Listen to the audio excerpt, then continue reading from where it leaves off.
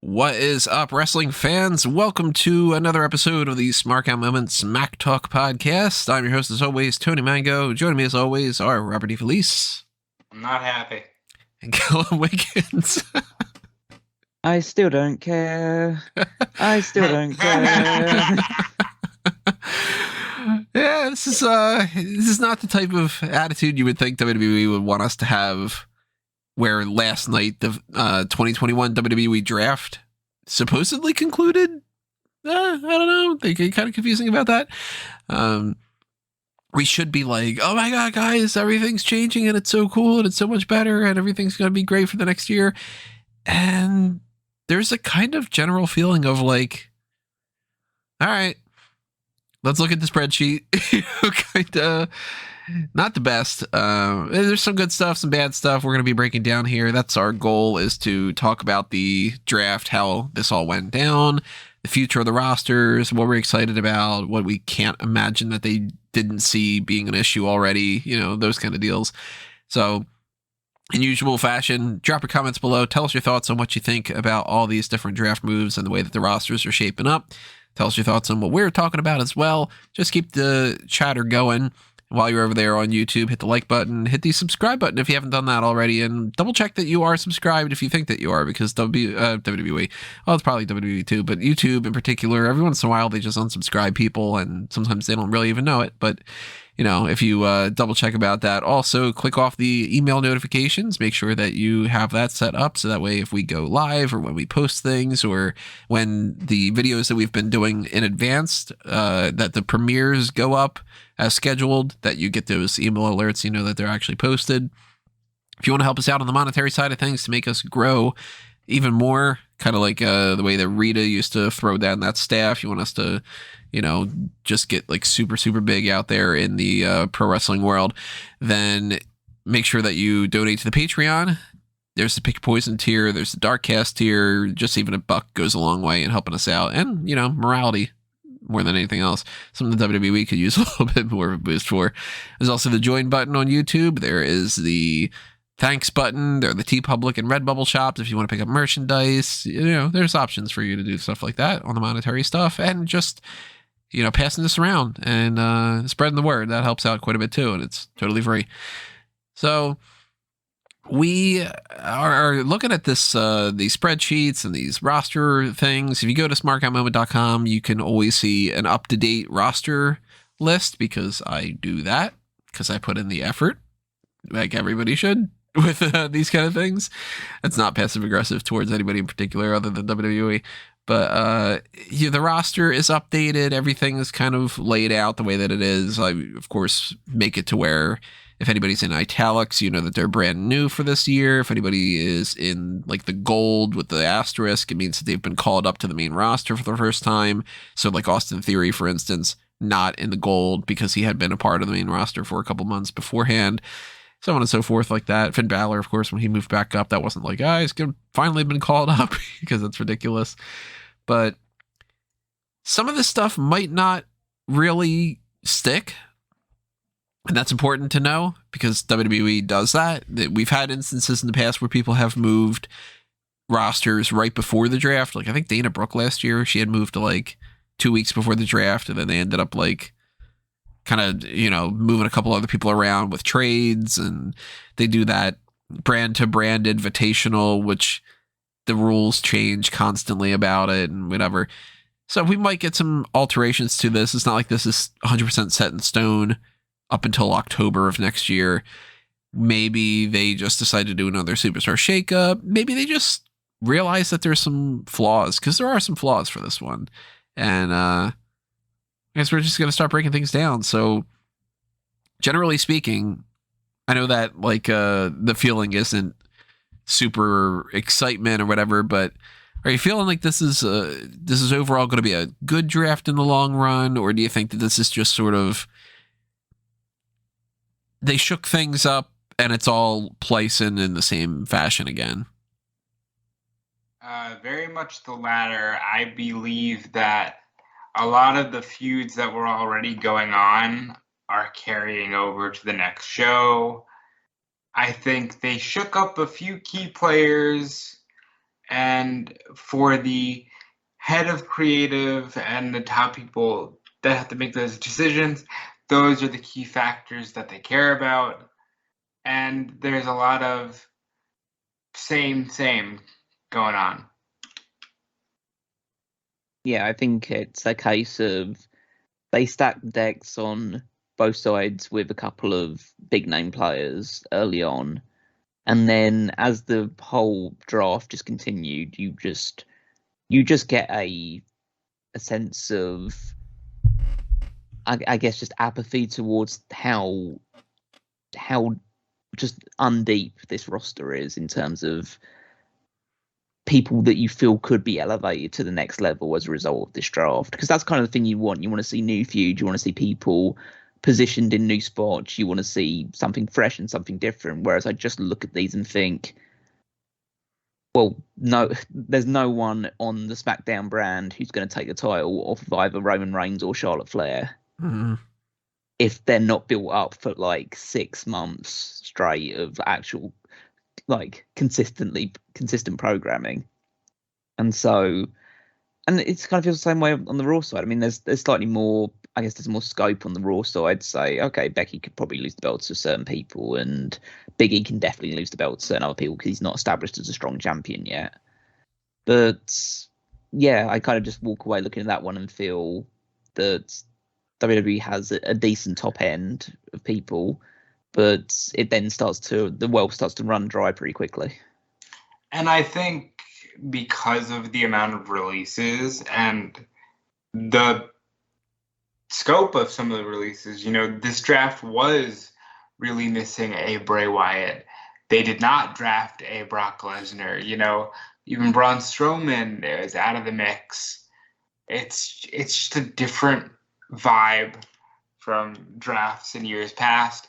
And then I think they had some moments where they just literally said, we feel obligated to make moves, so you're going over there because we have to make moves. And I don't know where you guys want to begin, but this one sticks out like a sore thumb to me.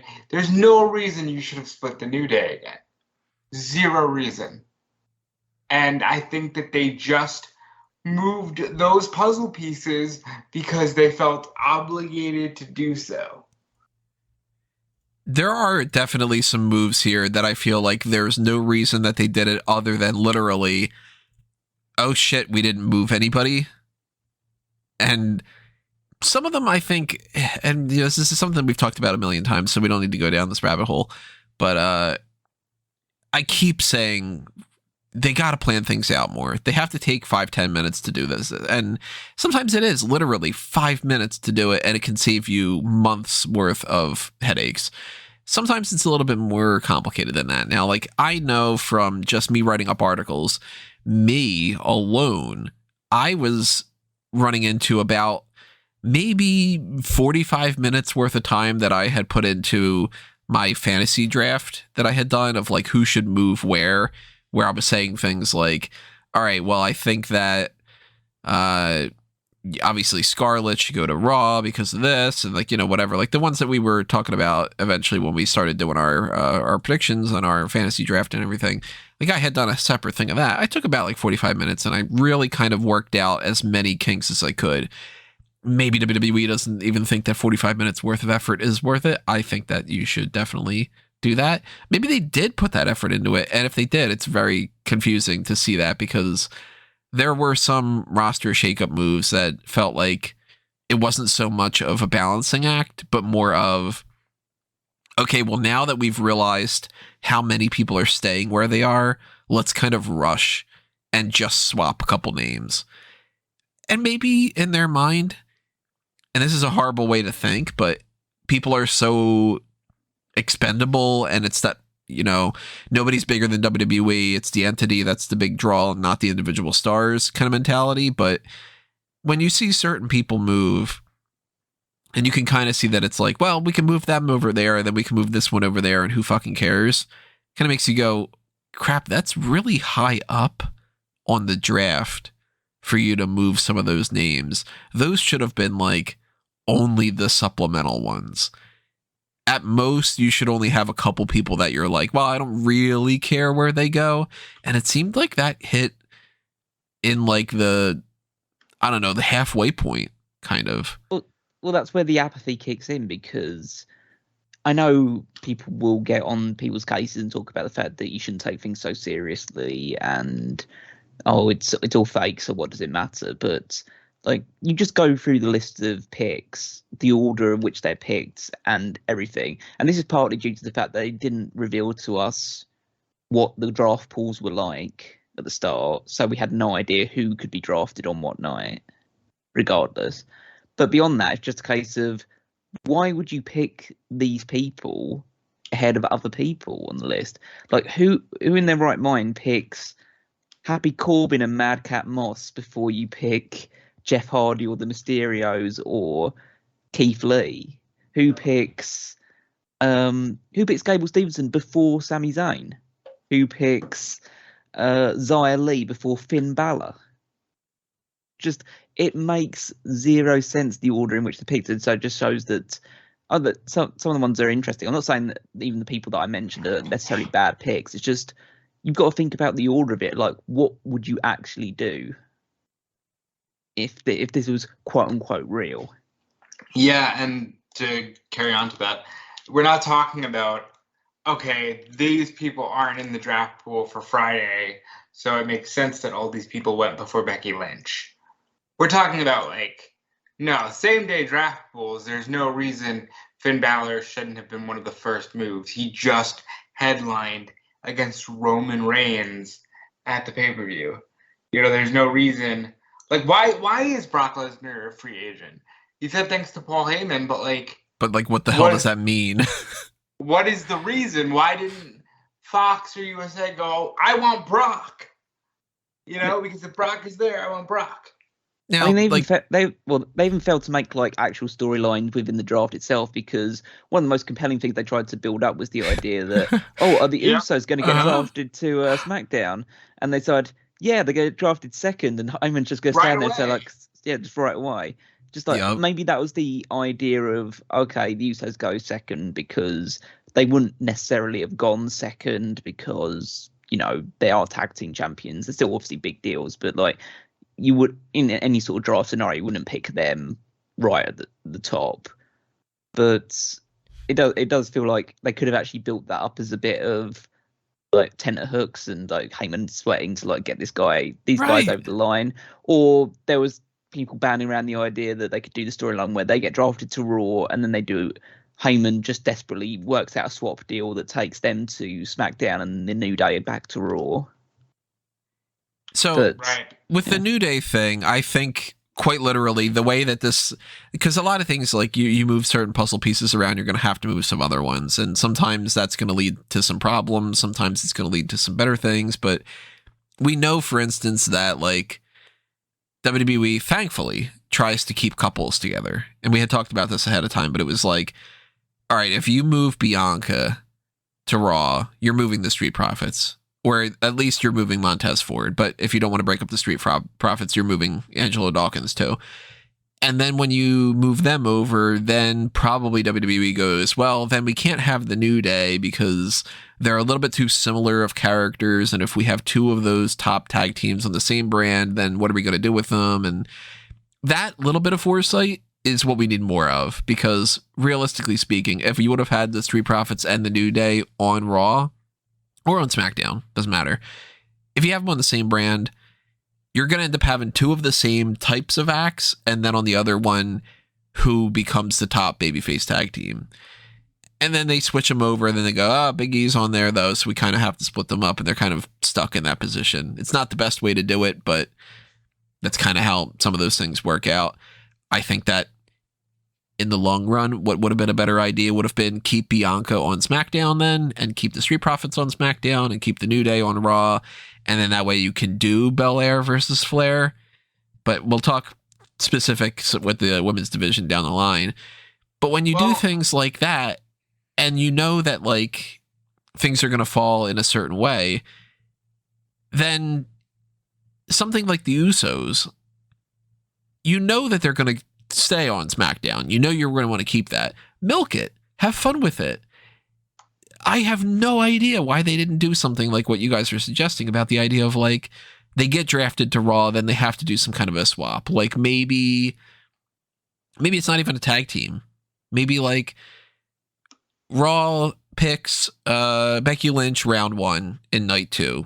SmackDown picks Sasha Banks. They just bump her up 1. Raw drafts Bobby Lashley. SmackDown picks King Nakamura. And then it's like round 1's down and Heyman is shown backstage and the Usos just kind of look at him like, dude, like 2 picks just went by. And then round 2 happens. Raw drafts Seth Rollins. SmackDown drafts Sheamus or whatever. And you start Shayna Baszler maybe. And you do this kind of thing for like, a round or 2. Raw drafts Damien Priest, etc. If you do that, at least with just the let's wait for the Usos type of thing, it's a story to follow. If you do the whole Raw drafts, whatever, and then SmackDown drafts, maybe SmackDown drafts Damien Priest. And then it's like, oh, crap, we don't have a United States champion over on here. All right, well, we'll trade you for the Usos. And then Heyman can be all like, you see, if I wouldn't have been there, that wouldn't have happened. You would have lost the Usos. You need me, my tribal chief. Like, that is storytelling. And if the whole thing is supposed to be storytelling, tell some stories. Don't just go straight into... And one of the biggest things that we're looking out for is already over in the first SmackDown draft pick. That's an execution flaw that I don't like at all. Well, yeah, it speaks to the overall apathy surrounding this. It's not even just the picks themselves that are a little bit underwhelming in certain areas. It's just the fact that the actual brand, the draft format itself is really stale and really boring. It's just Adam Pearce and Sonya Deville standing at a podium saying that Raw picks this person, SmackDown picks this person or this team or whatever. Go back and forth, do 4 picks, and then we're on to whatever segment's next. It's so bland. It's so boring. You can say whatever you want about, oh, well, the evil GM was played out. Okay, sure. But a competing GM, like that, part of the whole thing about the draft and the brand split is there's supposed to be competition. In about 3 weeks, they're going to tell us Survivor Series matters so much. And it matters so much that Raw beats SmackDown and SmackDown beats Raw. And you get there by doing things like, just to use an example from my childhood, Bischoff's the Raw GM, Heyman's the SmackDown GM. They fucking hate each other. They really want to outdo the other show. It works better that way. Right now, it literally looks like WWE Red and WWE Blue, and we've split them up so everybody can get a piece of the pie, children, because that's just the way the world works now, and none of this matters. And that is the issue. That is the overall issue. Now, specifically with the Usos, I think it is stupid that they did not drag that out. Roman Reigns told these men to leave Paul Heyman for dead. You could have played that for 3 hours. They could have been the very last picks. And you'd have had a great show. And you just go, and number 1, SmackDown drafts the SmackDown Tag Team Champions. Surprise. The Usos. By the way, you know what would help there? If you didn't draft Naomi on Friday, the one that you can't get on TV, she waited, because as soon as she went over, it's like, oh, well, the fucking Usos are clearly going. Right, because of the way that, like, the whole couples thing. It's like, well, we know that Roman's on there. The Usos don't have to be on the same brand as Roman. It makes sense, but once Naomi goes over, you go, well, then Jimmy's going to go, and unless you're going to split up Jimmy and Jay as tag team champions, you're going to draft them anyway, so there's no fear in the whole thing. And you're supposed to shut your brain off, but my God, you can't keep using the excuse of give us the biggest rope to, pull ourselves up from this kind of a mess, suspend your disbelief on this, that,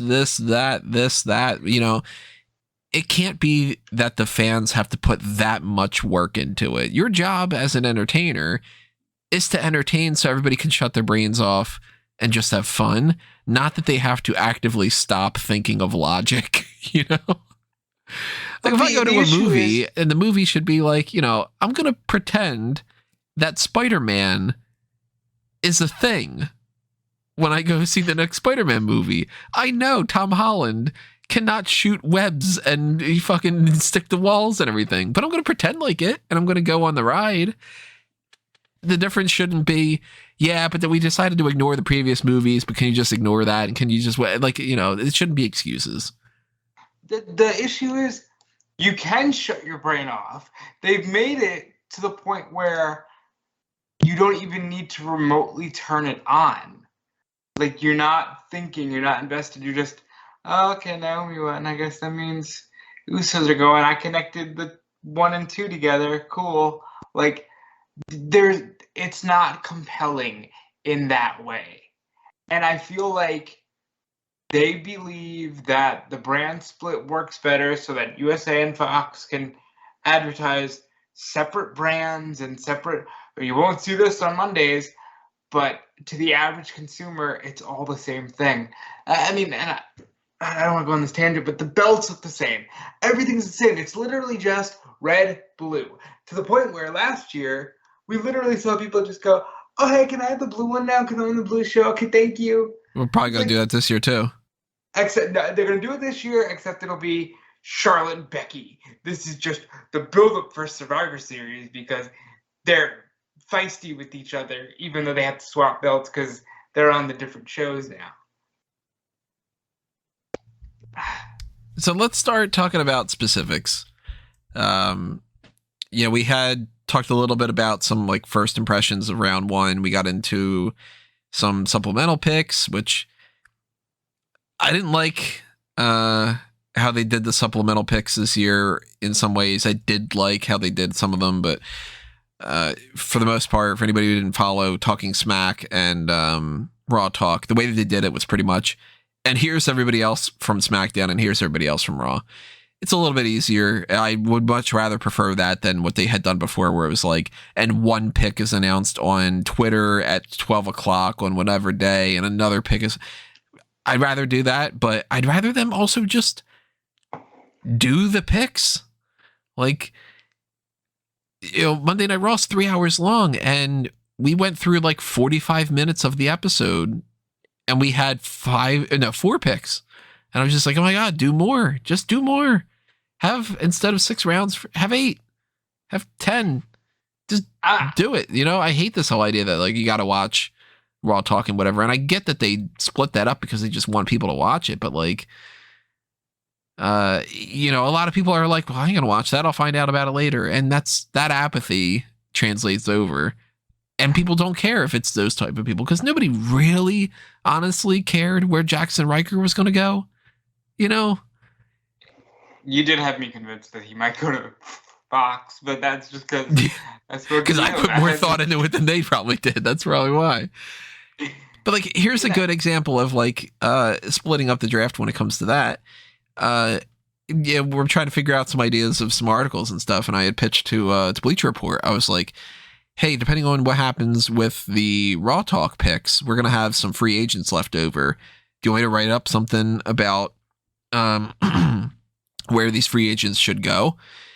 And the first question was, well, who are the names? And then it was like, here's the free agent list. And then it was like, yeah, I don't know. Probably doesn't really matter. I eventually wrote something up anyway. But, that kind of thing is like, okay, well then any casual fan's not going to care. Anybody who is like in my space who like actually tracks this shit and makes up lists and whatever, we're going to care no matter what. Like I put up when somebody is fake suspended up on the website because that's the whole point, is that you should care about those kind of things. But the video doesn't give you much of a reason. And when I look at a lot of these overall picks, I kind of feel like there's maybe like 8 that they gave a shit about. So to that point, and I want to get Callan's opinion on this just because he was probably watching more during this time. Do you think that a lottery format would lend itself better here, just so that it is presented to you as a randomizer? That way it's like, well, why would the executives of Fox make these decisions in canon? the randomizer is more of a fun way of approaching it, but I have no problem with like them actually selecting the picks, but they have to make it make sense. I think that's the better way of doing it, just because it shows that they have initiative to it. Because realistically, even though you're going to get the quote unquote randomizer format, it's going to go pretty much the same pattern every way. Anyway, it's like, oh well, whose fault that the first two picks of the randomizer would be Roman Reigns and Big E? Because like, because at least in that one you can kind of, okay, it's random air bubbles, but it's still kind of in the sense kayfabe, and you could throw a few like odd picks in early on to mix it up. And just think that the way that they just the way it was formatted is stale. It's just like they could have made it a bit more of like a song and dance about it, made it a bit more entertaining rather than just like instead of just like seeing their pictures pop up. Why can't we have like moving images and holograms and stuff like that? Or they had that on social, and I don't understand why they've been doing this thing where they keep the moving images for social when it's like people probably want to see this on the regular show, because even that feels a little more alive. What were the moving images? I don't remember seeing them. Like, just like, you know how WWE used to have like the GIF images for the match graphics instead of just here's a still image of Roman Reigns versus Finn Balor. Oh yeah, so it was like when they were doing like the little pose or something. Yeah. But why can't you do something like? Why don't we have a situation where you have? I mean, you should make it feel like they're making picks on the fly, pretty much. Like they're just like we would do a draft. It's like rather than because it felt like, okay, we've handed you our first 4 picks. It almost felt like the picks had been determined all night long at that point, and just like, okay, we're just spacing them out for the sake of spacing them out. It should be a case that you should have matches that determine draft picks or determines draft order. I would love to see a scenario where it's like for one thing, I don't think that October, right before the whole, I know that the reason why they're doing this in October all these times is because it's the season premiere, so to speak. But I don't think that October is the right time to do this. I think that this should be a little bit after Mania, like the month after WrestleMania. So you get a little bit of time to like finish out the WrestleMania feuds if you need to. Do Backlash, don't call it WrestleMania Backlash, but do Backlash and then do the draft. And I think that a great way to do this would have been if you separate it from Survivor Series, then you not only get a chance to build up the reputation that they're representational of the roster, because I hate when this is like, all right, 2 weeks ago, this person was on the opposite brand, and now they're like, yeah, SmackDown, woo, I bleed blue, like that kind of thing. But also, if you move it up earlier in the year, then you can do things like brand versus brand matches, and you cannot have it be around Survivor Series. So let's just say I'm going to pick 2 random people. Like, well, let's go with the champions, Big E and Roman Reigns. You don't want to do Big E versus Roman Reigns, but you want to do something that represents you are on Raw, you are on SmackDown, and you are representational of that brand. You are somebody that they are invested in.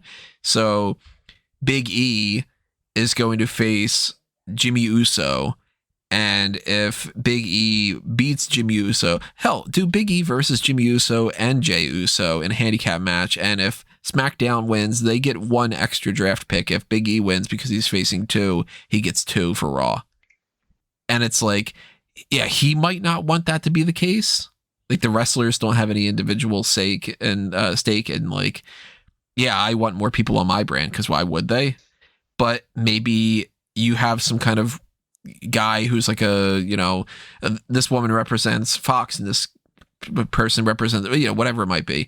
Kind of like how they had Adam Pearce and Sonya Deville, except for they're not brand specific. And they're like, hey, Bobby Lashley, you're the almighty. You were dominating. If you secure us an extra couple draft picks, we're going to give you a bonus. We're going to give you that title match that you want. But some kind of incentive like that could be something they could be invested in, but that requires work, and they're not going to do it. In order to do that, you need to do something where it's like, okay, so it has to be either like a randomizer or 1 pick at a time, or there has to be feuding factions on each side because it's just Adam Pearce and Sonya Deville get along. They're just talking heads in suits. It's Sonya has the same kind of cadence for every pick, and Adam Pearce for every pick looks at the thing and makes this face. Now it's official. Okay, got it. That's your thing. So individual picks, we're not going to run down the whole thing. Go to smarkoutmoment.com. You can see all the picks in order of when they happen and everything. But let's go talk about divisions. Let's talk about the women's division because it's a smaller amount of people to go through. But currently, I think Raw has a better women's division than SmackDown. Reason why is SmackDown got Charlotte Flair, and of course that is a huge get. It's arguably the biggest get that you can get because not only is she Charlotte Flair of all people, she's the Raw Women's Champion. Oh my God, why is the Raw Women's Champion on SmackDown? But then that makes you go, okay, well then Becky Lynch goes to Raw, then that means that Seth Rollins goes to Raw, then then you just kind of start, all the other cards fall. Rollins and Edge are on Raw. What's that? Rollins and Edge are on Raw. Both Rollins and Edge, yeah. So SmackDown gets Charlotte, and eventually they get Shayna, who is kind of on a roll, but she, we all are in agreement. Shayna does not have the same ferocity as she did when she was in NXT. Everybody else leaves SmackDown. SmackDown ends up getting 3 more picks: Aaliyah, B-Fab, and Xia Li. So realistically speaking, and I'm not trying to be mean here, but SmackDown they got Flair and Baszler. They lost Becky, Bianca, Carmella, Liv Morgan, Mia Yim, Tamina, Tegan, and Zelina. So they lost 8 people for Flair and Baszler, and they then got Banks as well. Oh, they had Banks. Oh, they have Banks. Banks is a SmackDown. Yeah, they had Banks before, but No, I mean, he's like, saying it's about new like, one. Oh, it's in about the new picks, ones. yeah. Okay. So That's fair. they lose 8 people. They get Flair and Baszler from Raw, and then the people that they get from SmackDown, realistically speaking, again, I'm not being mean here.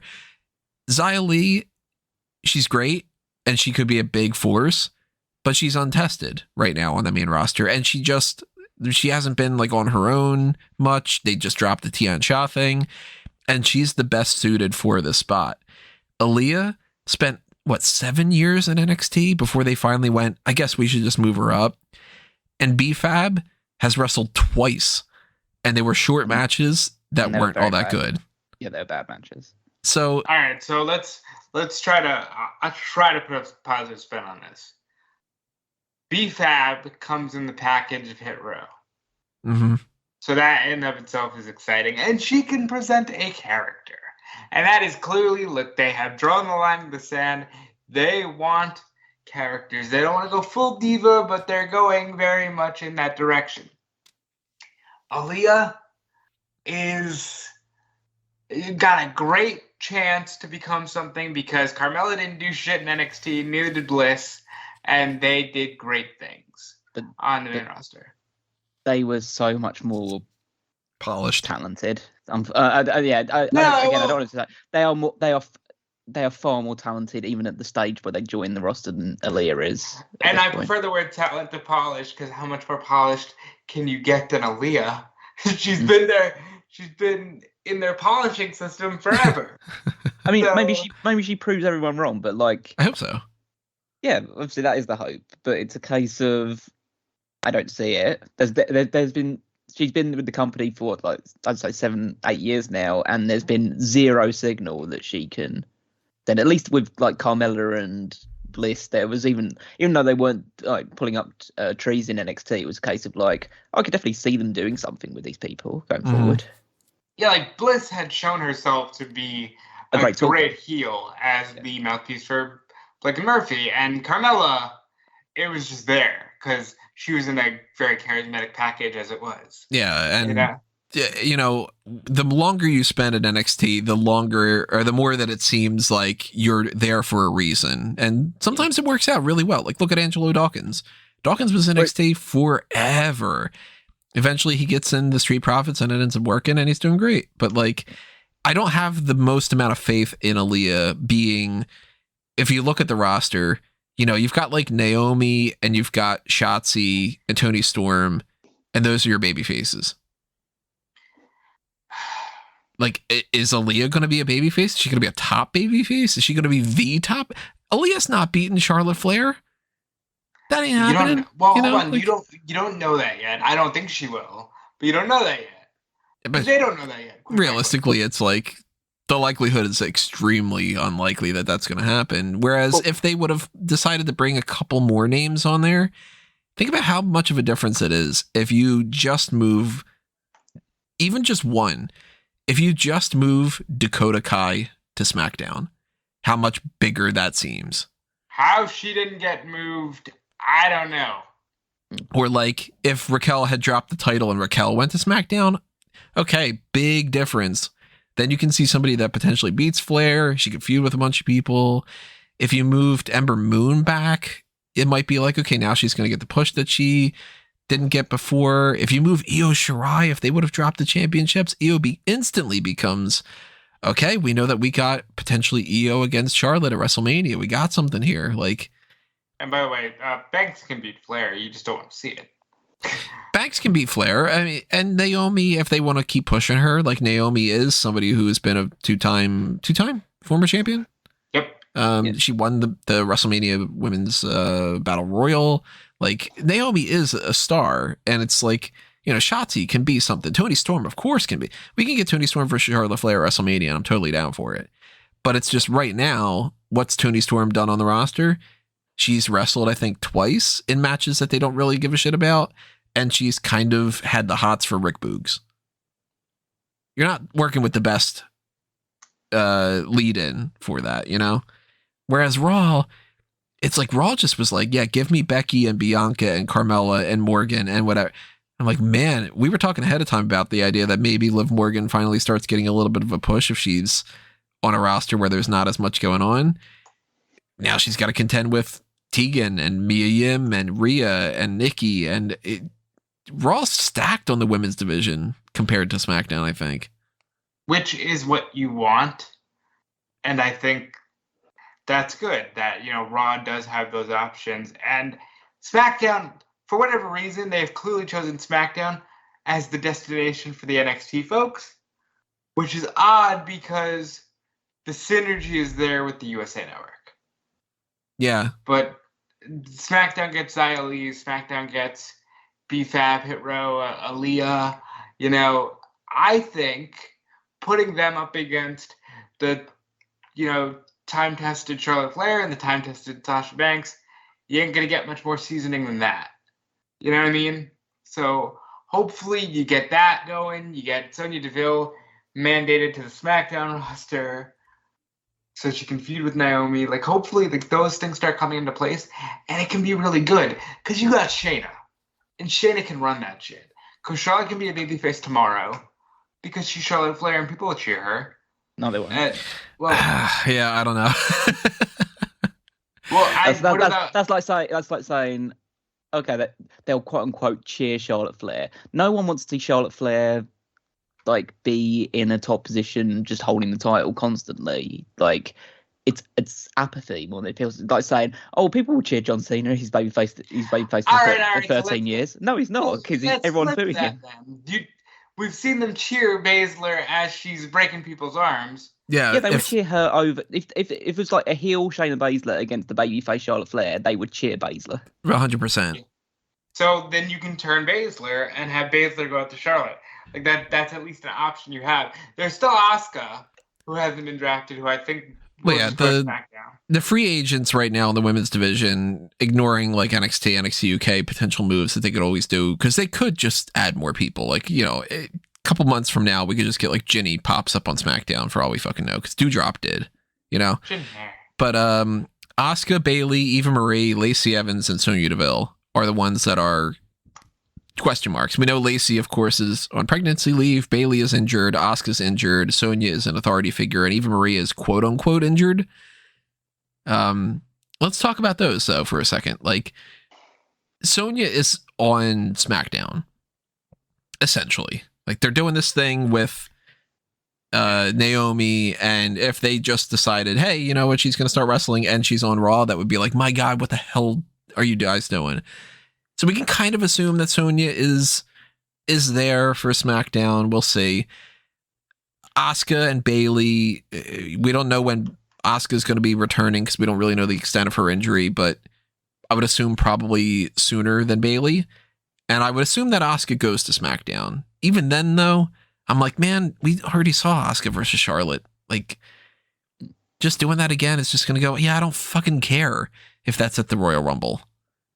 Because Charlotte will win, and then whatever, and let's just move on. That kind of deal. Bayley, I wanted her to stay away from Sasha Banks, and now I kind of feel like maybe SmackDown sort of needs Bayley, because if she comes in, she's going to be a babyface. People will cheer for her. Yeah, well, again, it leads into the idea that regardless of who you split around in drafts, eventually everyone wrestles each other anyway. So it's hard to really escape and create fresh feuds in general, unless you actually want to start elevating people that have been stuck in the mid card for ages and ages.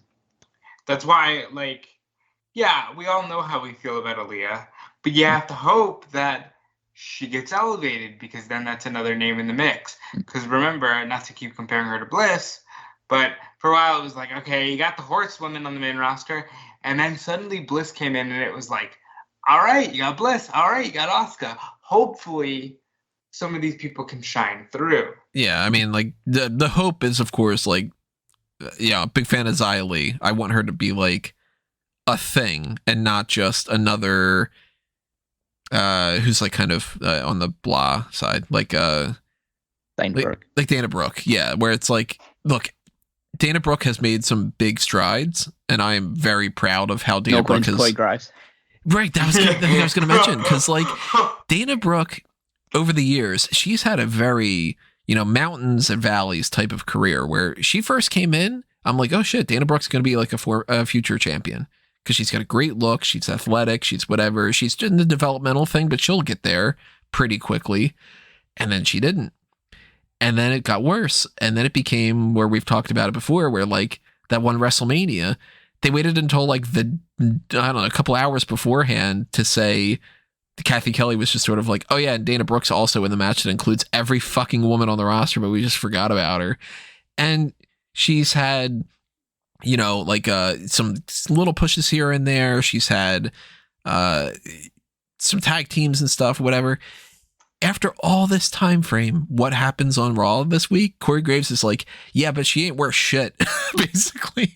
And it was like, wow, that sucks for Dana. Like, I'm not expecting her to be the, you know, the one that takes down the man and, you know, dethrones Becky Lynch. But at the same time, way to just fully flat out admit, yes, she is the jobber of this brand. And I kind of feel like somebody like an Aaliyah is sort of put in that position on SmackDown. And I don't want any of the women to be in that kind of a position, any of the men too to be in that position. I don't want, yeah, you're going to have jobbers, you're going to have enhancement talent, and some of them can be really fun. You know, Heath Slater was great at that. Santino Marella, fucking fun as all hell. But when you bring somebody up on the roster and you're immediately assuming that they are going to be capped out at loser, it doesn't give you a whole lot of faith that, like, all right, who do we do? Charlotte Flair versus who at Crown Jewel? They're pretty much ignoring that because they just don't seemingly have anybody. Okay, but you know, the roster comes into effect after that.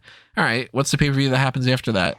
Survivor Series. So let's just ignore Charlotte Flair because we're going to do the brand versus brand thing. Okay, now we're in December already. 2 months more from now, we're going to get a pay-per-view, December like 12th or whatever. Was it going to be Charlotte against Natty? Who's going to really honestly think Natty's going to beat Charlotte? Probably nobody. Who's going to fight Charlotte at Mania? I don't know. Like, I don't have a whole lot of faith in the SmackDown roster, and I don't have a whole lot of faith that, like, the quote-unquote we'll figure it out idea is going to work out. I think we're going to be looking very soon into, oh, unless I really want to watch a 20-minute promo from Charlotte Flair at the beginning of SmackDown that eats up time, and then a match against Naomi 4 times over. SmackDown's women's division might be struggling. They do 20-minute promo of Roman Reigns every week, and everyone seems to go crazy for it. So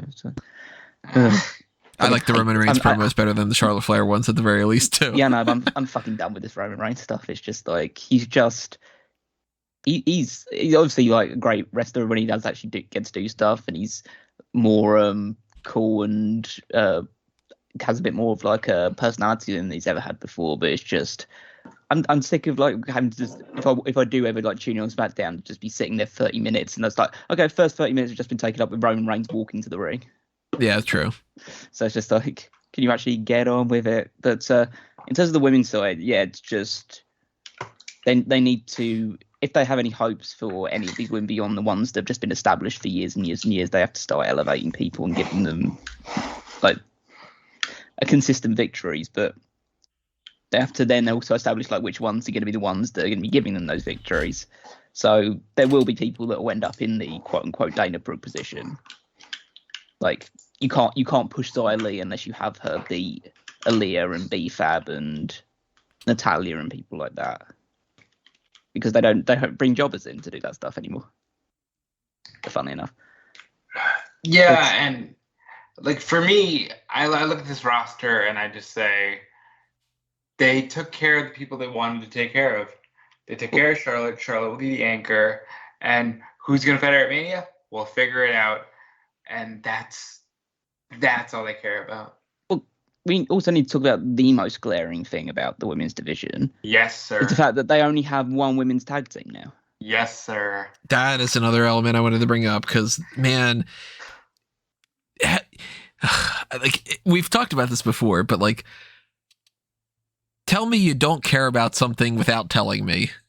The women's division for the tag teams has consistently been, from literally the very, very first instance of mentioning this, has been, who fucking cares, is WWE's mentality. Vince, in the thing, was just sort of like, I don't know, you want some fucking tag team titles for the women? There you go.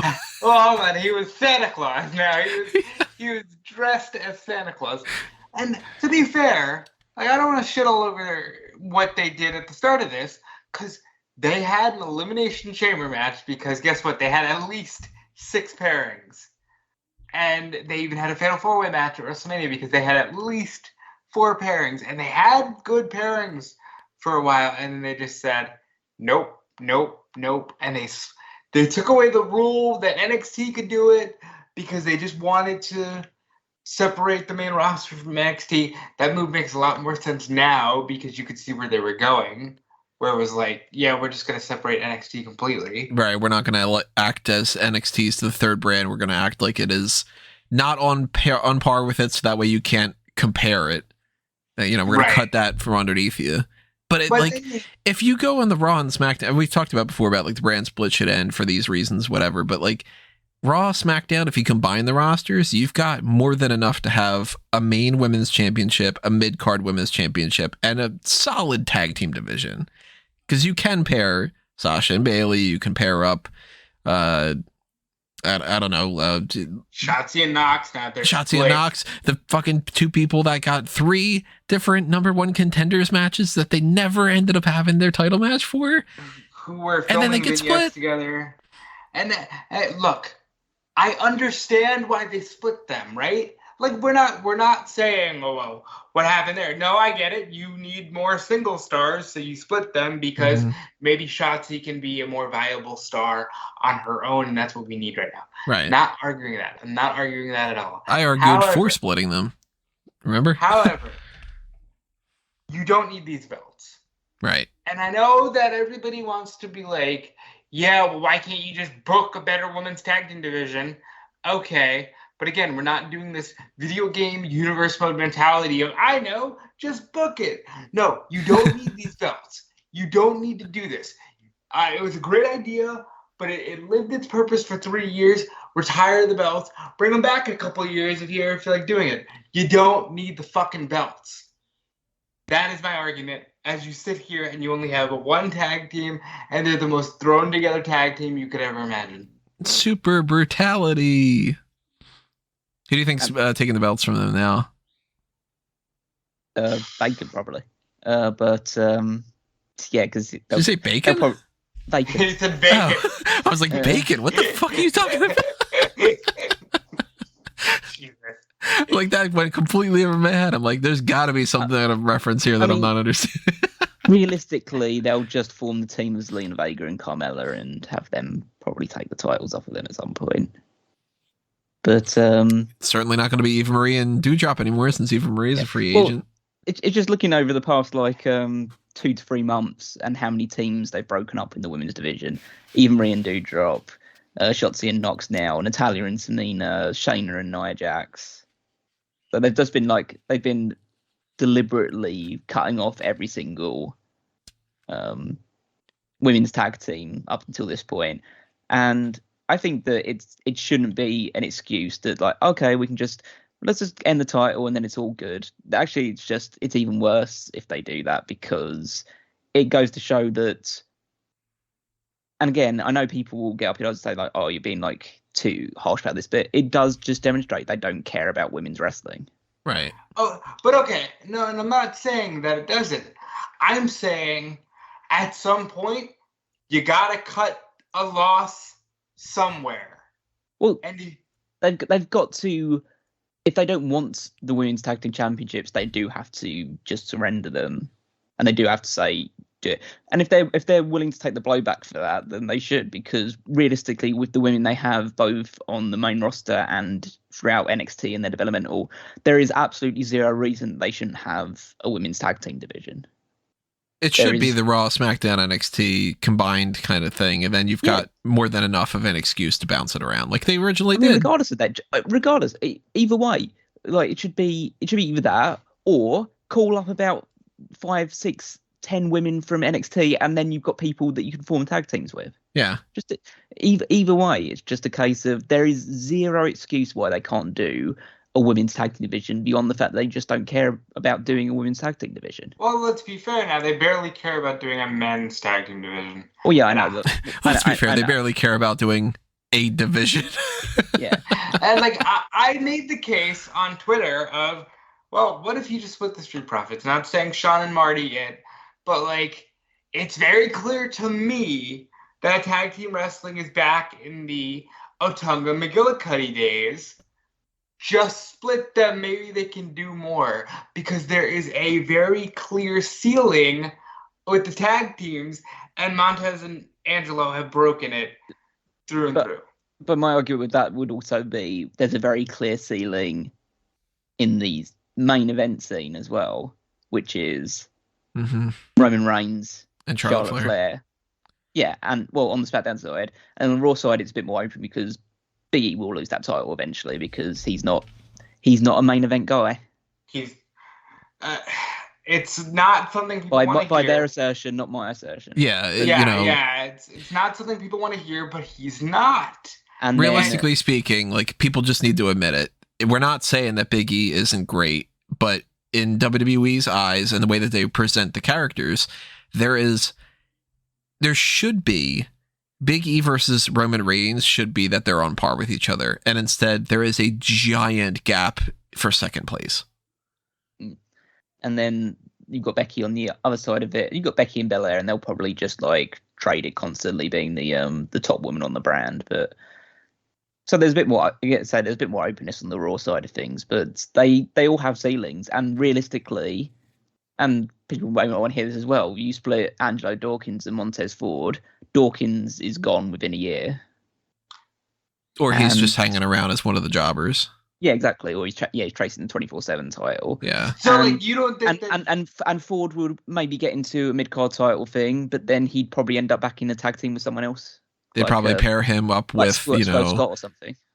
Right, yeah, they'd be like, okay, well, shit, what do we do with you? Well, you know what, we're going to make a tag team between you and T-Bar. And Rob, to answer your question for you, no, I don't think they would do anything with anyone, because they've proven they don't do anything with anyone who's not called Roman Reigns, Charlotte Flair, or Becky Lynch, or people like that. They have a very limited pool of people that they'll actually be willing to do something with. Otherwise, why wouldn't Keith Lee have been positioned in a main event position so far? Or why does Finn Balor go in and out of these kind of environments? Balor is ridiculous. They've already slapped him right back to where he was. I don't want to go super deep into this, but since we don't know who is going to be competing for what, Balor is currently my prediction for King of the Ring.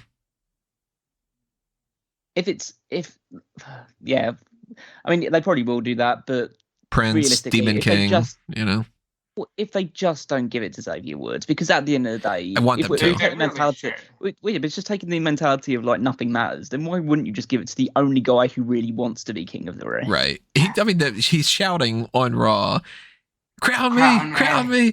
And I'm like, I want desperately for them to give him that King of the Ring thing, because he's such a fucking nice guy. He has to at least get to the finals, and then if you're going to fuck him out of it, then the heel that fucks him out of it can at least feud with him for a while. That's one thing you absolutely need to do. If you're going to fuck him out of it, it needs to be a heel. It can't be like he fights somebody like Finn Balor wins, and then he shakes hands with him after whatever. No, you give it to Xavier Woods, and if not, have a really like that heel is going to be a real son of a bitch type of thing. But that's another thing we'll get into with like the hot tags and stuff. But it's I want to talk about this because you mentioned Big E being not a main event caliber guy. And I feel like I've been saying this ever since he won the belt, and then it's, oh, well, you don't want to see good things, and oh, well, you don't want to just like let things play out or just like be happy for someone. No, it's not that. I'm not saying I don't like Big E. I love Big E. I think Big E is awesome. It's just I'm tired of this thing where it's just going to create discourse. And I'm not talking about discourse like this because we're friends. We do this because we like each other. I'm talking about like everybody gets on social media and goes, I'm going to be mad and make a difference. And it's like, no. Because you know what? Because they left that draft going, hey, they might all be mad, but everybody's talking about us. So we're winning. This means it was a success because everybody's talking about us. I absolutely hate that. As long as they're making noise, there's no such thing as bad press kind of thing. And it's so much fucking bullshit too. Like that nobody says that. Nobody ever says, well, by God, the new generation era was the best because people hated it, but everybody couldn't stop talking about Mabel. It's like nobody says that. Do you ever hear that in anything else? That's the thing. Do you ever hear like, I don't know, the NFL, where it's like, well, as long as they're talking about deflating footballs, as long as they're talking about the NFL, we're good. No, it's like, hey, fans are upset about something. Let's apologize and let's make it better. Or let's, whatever. It's always the case, But WWE is like, shout at the top of your lungs, even if it's fuck you, and we're happy. Yeah, and that whole mindset annoys me. Like the thing with the Hurt Business where I'm so happy to... Okay, yes, I like the tag team too, but motherfucker, make it make sense. Like, just please make it make sense. And you know why they're not? And Callum touches on it all the time, but it's because they don't care. Because the network is over. Because all they want to do is say, hey, remember Stone Cold? You can have that if you have our network. Oh, we also have these guys. They're the Simpsons, as I said before we got on the air, where it's like we're just going to keep pushing out content and promoting this brand, but really what we're saying is watch when it was good on our streaming service, please by Disney Plus. Why Disney Plus? Well, because that's what the Simpsons is on, yeah. Oh, you're talking about the Simpsons one. I thought you were talking about Peacock. I'm like, wait a minute, why are they promoting the opposite network? Yeah. In WWE, it's hey, we're so progressive now, guys. Did you know that we had 2 black women headline WrestleMania? Oh, by the way, Stone Cold Steve Austin's going to talk to John Cena on Peacock. Stone Cold Steve Austin and John Cena on Peacock. It's like that's all that matters. Wait, where are you going? Yeah. Are you going to go to Peacock? Well, I'm sorry, you can't load this program. And at the end of the day, you can't take screenshots now? They disabled screenshots? I didn't know that because I was always taking screenshots on Peacock. I tried to take a screenshot when they were doing the Raw Talk thing to make sure that I would be able to know like who was on, okay, well, Cedric is over here and whatever, that kind of thing. Nope, black screen. So I'm like, all right, now you just made that even more annoying. I get why they do that. It's because they don't want people to share things and to be able to cast things or whatever. But it's like, God damn it. You just, you know. And for me, it's like, I said to you guys before we got on here, I was more angry about the draft after Raw Talk. Because, like, why is Veer by himself on Raw? Like, I was not expecting you to go to Veer right now. I think that's legitimately the most bizarre trade, the most bizarre draft pick of the entire thing. So let's talk about it, because this is one of those things that's nobody's going to be talking about. I think people are going to be talking about, you know, hey, the Charlotte thing switching over with the belts, or, you know, Edge is on Raw, whatever. Veer is on Raw. Jinder and Shanky got sent to SmackDown. So that means several things. One, more than likely Jinder and Shanky are going to be a tag team, because they're just going to keep them together. Why would you move Shanky over? At the very least, you would have kept Veer and Shanky as a tag team, and then Jinder by himself or something, you know? No. It's that they have this weird, and it's across all three brands, they got this weird, like, Shawn Diesel-esque fetish right now, where it's constantly, here's a guy, here's his heavy. It's the Indian replacement for the Apollo. Yeah, I was about to say that. Yeah. They literally said, they've got two tag teams right now. It's Shawn and Diesel, or it's Odd Couple. Yeah. Because exactly the same thing of Nikki and Rhea is Randy and Riddle. It is literally the exact same thing, just not as good as RK Bro. Oh yes, and Ali and Mansoor as well. And Mansoor. Yeah. Ali and Mansoor, yeah. It's very weird that they're just going, here's, you know, Alpha Apollo Academy. Crews, and that's a good one too. Here's Apollo Crews and Commander Aziz. Here's Trick Williams and Carmelo Hayes. Here's Raquel and Dakota before they split them. It's literally the same acting. They're just telling the same stories. Who the fuck who's on this creative team at this point? Because they're just telling the same stories. Now, they do have, like, MSK doesn't fit the mold for anybody who's going to be like, yeah, but what about this? What about that? There are just have three real tag teams. Pretty MSK, Usos, Profits. Garza and Carrillo. And they just put them together now. Yeah, they just did. You got the New Day. Yeah. And I guess Hit Row, you can form a tag team out of one of those ones. Rude and Ziggler. Yeah. Mysterios, but they'll break up soon, apparently. Well, they need to split Rude and Ziggler too. I can't. So let's talk about tag teams, because we mentioned about, like, you know, Shanky, Veer, and Jinder are no longer a trio. I don't know if that means that Sarov is going to go to Raw, and it's going to be Sarov and Veer, or they'll probably rename Sarov, and then they'll just do Indus Share, and they just don't want to make it a quartet. But if they don't do that, Raw is actually losing to SmackDown right now on the tag team side of things, because they've got AJ and Omos. They're not going to last together forever. We know that AJ by himself is a bigger deal than AJ with Omos. I'm assuming probably after Crown Jewel they're going to split.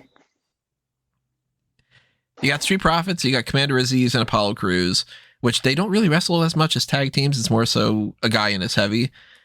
You got the Hurt Business back together. That's good. You got Alpha Academy. They're not making big waves, but they're at least a tag team. The Dirty Dogs are a team. What were they calling them last night? It was Big Bob and... no one's ever called him Big Bob. Well, they did last night. The Mysterios are going to break up. And then you got RK Bro. And you got RK Bro, who are not going to be a tag team by WrestleMania. Let's just admit it. They're going to break up, and they're going to have a match at WrestleMania, most likely. So you really have, on Monday Night Raw, the Street Profits, Hurt Business, Alpha Academy, and Dirty Dogs. So you literally took the SmackDown tag team division, Put them on Raw. And put them on Raw.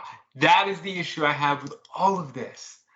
Meanwhile, on SmackDown, you've got Garza and Carrillo, who we've seen them before, but as a tag team, they're still pretty new, and they are so much better as a tag team. My God, Carrillo went from just release the guy and let him go somewhere else where he can be something, So, wow, they're letting him be something. Look at him. They're being something. They're doing something. Yeah.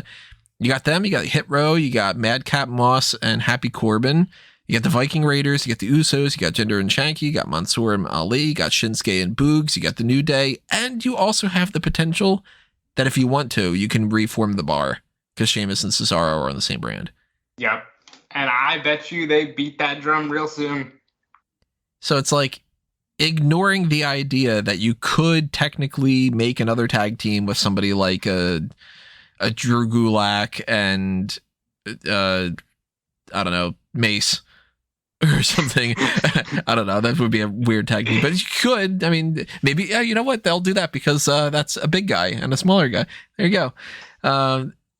SmackDown's got a much better tag team division going on right now. So the point for SmackDown. Yeah, I mean, realistically, even Hit Row, you got Top Dollar and Shanti. There's another big guy, bigger guy and the smaller guy. Because that's the money right now. And then you have whoever Ridge Holland is going to be the heavy for. That's right, because Ridge Holland is on there, so he's going to be paired up with someone. I imagine he's joining Corbin's stable. No, it's going to be Happy Corbin, Madcap Moss, and Hairbrained Holland. I like that. It's not like Radical Ridge or something. Like, yes, I think that he's going to be paired with Sami Zayn. Okay, I mean that's another small guy with a heavy, so I guess that would work. Yeah. But, I mean, I don't know how those guys would kind of get on because Sami Zayn seems to be his character has always been, hey, I brought this guy in, and this guy, oh, now I hate this guy as soon as I brought him in, and like this guy hates me as well. It's like, but we'll see.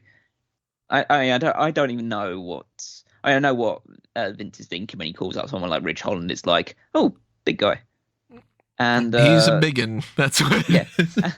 The small guy that we just signed to a new deal. Yeah, keep the small guy down there. The actual big wrestler. I'm looking forward to the commentary with Pat McAfee. Like, who in their right mind? Again, it's the logic type thing of like, you can draft Ridge Holland and Pete Dunne as an act. They are a tag team. Yeah. Why do you just keep the other guy at home? Why is it like, you really don't want the one of you that can actually wrestle because you're under 6 foot probably. That's going to be an issue for us. You know what? Good luck, Ricochet. You know what would have happened? You know how this whole thing with like, we're going to bring Adam Cole up, but we want you to be a manager and we want you to not be Adam Cole and we want whatever because you're too tiny, quote unquote, and whatever. They would have brought Pete Dunne on and they would again. Yeah, see, you're a little small, so can you just be his manager? And we don't want people to confuse you with Kevin Dunn. So you know what it is? It's you could be his mouth. Actually, that accent. Can you be Pete Bruiserweight? We call you Peter Piper. And then somebody will be like, "That's great. Let's put a kilt on him." And then it's like he's not fucking Scottish. Scottish. And then they'll be like, "Yeah, well, talk to Kofi. He's not Jamaican." Moss isn't Madcap either. Realistically, all we're doing here is just like, again, they just warm bodies. That's all it is. We need warm bodies to fill this television show, and we're just gonna keep spouting the idea of, hey, WrestleMania, isn't that your dream, guys? You want to be on WrestleMania? And it's like, yeah, but I wanted to be on WrestleMania when it was good. Well, speaking of like warm bodies, let's speak about like an ice cold body that they've actually signed up. Glacier's on the roster? I wish at this point. But no, just someone it's coming in completely from out of nowhere. Gable Steveson. So they make a big fuss over this, and I'll come back to this point, but very quickly I'll just say this. Like SmackDown's got a better tag team division. Raw has overall bigger stars, and they've got a much more healthy variety of singles competitors and everything. But they make a big point of drafting Gable Steveson, who may not even be popping up for a while. I think I read something before that it's like he's going to have a deal where he's also working in some other kind of thing or something. I don't know. He was doing NCAA stuff at the moment. Yeah. Yeah. So they clearly, And I don't blame them for this too. It sounds like this is going to be super like, oh, you judgmental asshole. But I mean, I am a judgmental asshole, but they clearly really wanted to have that on the TV show so that people can talk about it and get media coverage. And I get this feeling that they are hinging so much on him to the point that it really speaks to that phrase, don't put all your eggs in one basket. I think that they think he is not only going to give them the media coverage and the press stuff that they want, but that he is going to be Kurt Angle plus Brock Lesnar, and he's going to be the savior to all of these problems, where they could just have Gable is Raw champion, and oh my God, imagine in 2023 we can do Gable versus Roman, and people will just start like splooging all over the place. Now, there is this slight issue of an apparent sexual assault thing. The only reason I know about this is because when he got drafted, that was all that was on my feed, with how like, oh, speaking out didn't mean anything because they signed this guy, which is weird because, like, I guess people knew about this beforehand, but what is this? I didn't hear anything about this. So he got there was a loophole around it, but he had apparently sexually assaulted somebody prior to like the Olympics and all that stuff. Was it alleged or was it like the confirmed? He ended up being found not guilty. Okay. It's an allegation, so we should point that out, essentially, not to incriminate ourselves or anything like that. But there is stuff going out there about how he there's at least chatter behind it. Yeah, essentially, they decided whoever was involved didn't file charges in a sexual assault case, but he has been at least accused of in the past. So. Okay. Right. But that's something they would bring up. But then again, like, there's loads of people in the roster. I mean, not loads of people in the roster and stuff like that, but like there have been people in the past that have gone through similar things, and unless they're actually like proven to have done those things, I don't think we should hold that against them entirely at this point. Well, the reason I bring that up is because I do want to at least make note, as Tony is saying, well, they're hinging everything on this guy. That was a lot of the immediate chatter I saw. Now, granted, of course, you get in certain bubbles, and that happens. I don't actually fault them for hitching their wagon to the guy who just won a gold medal in the Olympics, because it's different. And yes, go ahead. I'll say, obviously those things notwithstanding, I would say that this is totally a right move for them to do, putting him immediately onto either Raw or SmackDown, because what is the point of putting him in NXT, changing his name, and letting the Olympic thing cool off for 3 or 4 years before you actually bring him up to the main roster? Yeah. You want to strike while the iron is hot, and he'll have to learn on the job, and he'll have to learn in a very high pressure environment, much like Dominic Mysterio has had to. But it's a case of I'd worked with people in the past. Yeah, I'd rather they would just like take a guy who does have buzz around him and immediately put him onto the main roster and just see what happens, rather than just like let him just go, just become a guy on NXT, and then eventually call him up and then hope that he's going to be something else. Like, this is definitely the right move, what they've done. Yeah, my issue with it isn't that they're trying, it's that they're not trying alternatives. That's why, like, I use the phrase, don't put all your eggs in one basket, because I kind of feel like they are sort of like, okay, if we can just hold out until then, we're good. There are like big solutions to, this is going to solve everything. We're going to do the pay-per-views are no longer brand specific. That'll solve it. Like that kind of thing. Well, there is obviously precedent for this. I mean, I don't think they hitched their wagon to Kurt Angle, personally. I think that because by the time that Kurt Angle did join WWE, it was already 3 or 4 years removed from his Olympic gold medal win anyway. So even that, at that point, he'd gone cold. So he came in as just a guy, pretty much. A guy that had won a gold medal, but like they didn't really harp on that too much until he did actually make it onto the main roster. Like, he just came on, oh, Kurt Angle's here, great. Brock, they did hitch their wagon to, and Brock would have succeeded if Brock didn't want to leave. So they made the right choice there. The other end of the spectrum is hitching your wagon to someone like Mark Henry, who didn't click until For many 15 years after he was years. signed. Yeah. And it's just a case like, again, Mark Henry was great, but I assume they signed him with the thought of, we've got this behemoth Olympic well, he wasn't Olympic gold medalist, but Olympic athlete. Powerlifter. Yeah, powerlifter, like world's strongest man eventually. We can really do something with this guy. And then it never clicks until 2012, essentially, 2011, 2012. And also, when it comes to, let's be honest about Ronda Rousey, they were like, we got Ronda Rousey, and it was a huge deal, and it was a big thing, and it was something that worked out really well in a lot of ways. But Ronda had a year. Yeah. And we got to try and once you got WrestleMania out of the way, it just becomes, all right, well, now what do we do? Thankfully, they lucked out with Becky Lynch, because that was not the plan. That would have been, if they would have done the way that they wanted to do it, Charlotte would have beaten Ronda at WrestleMania, and that would have been the end of it. And then it would have been, but you guys care more about Charlotte now, right? And then what? You know, they wouldn't have had this giant star in Becky Lynch. And I mean, they would have had her, but they would have just kept ignoring her, you know?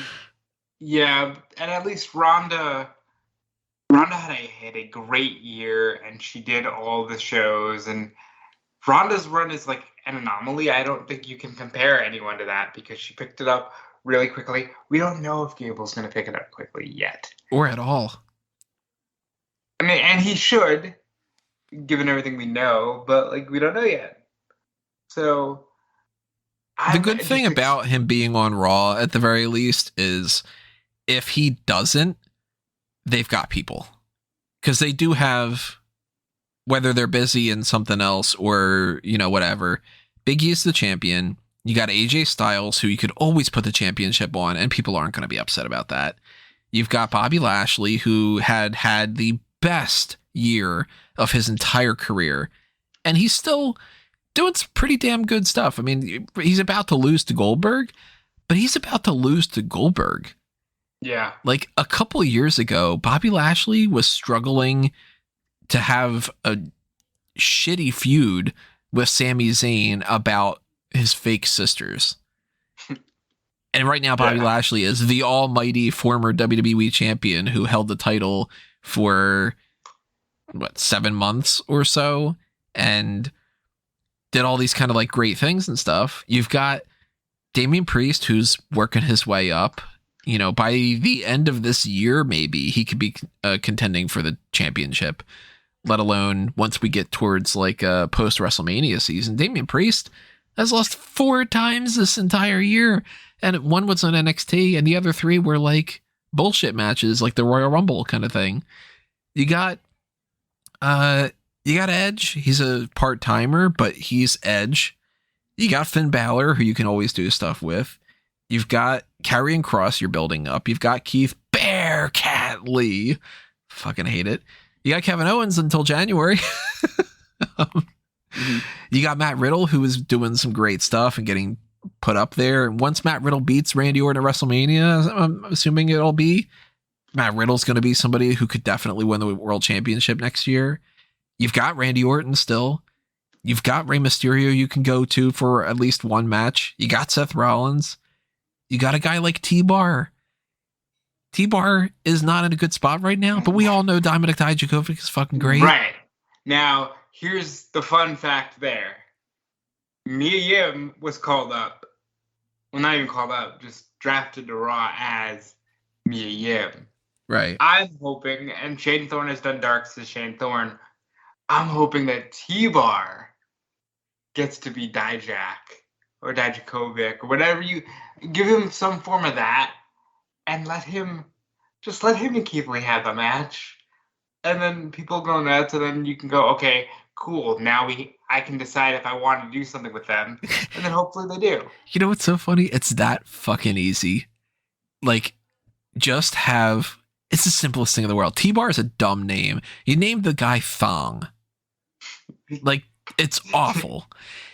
But it's that easy as he comes out on Raw, he cuts a promo, Or you don't even have to have him cut a promo.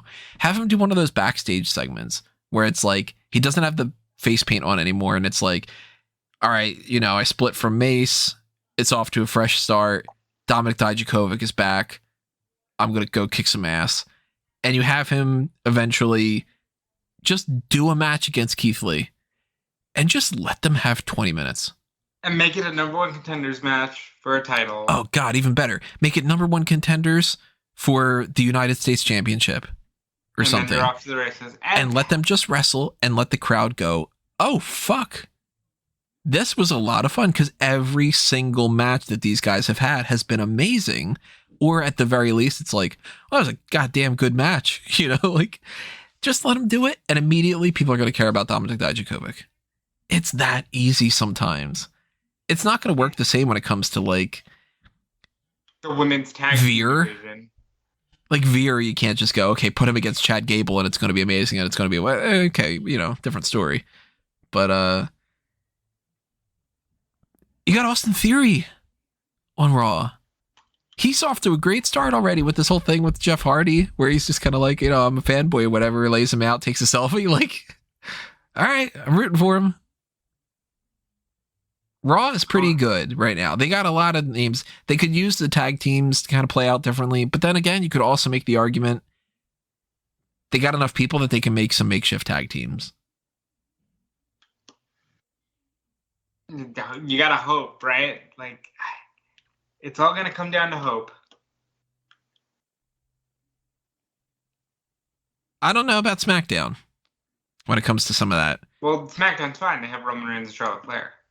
I think that's what they literally think is we've got Roman and Charlotte and the rest of it. We can build around Roman and Charlotte. Well, essentially what we're looking at right now is we're about to enter a 6-month feud building to WrestleMania between Drew McIntyre and Roman Reigns. Correct.